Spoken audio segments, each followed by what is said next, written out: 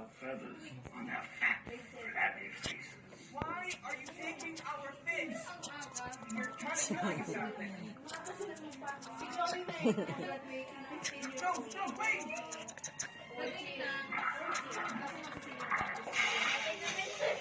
Si Dada.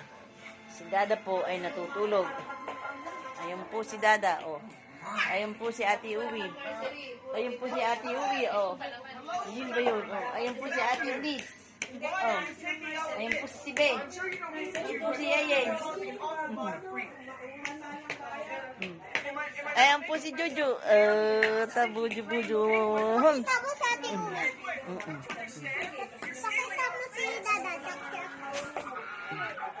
Pakikita ko po si Bujuan. Oh. Si Unis po.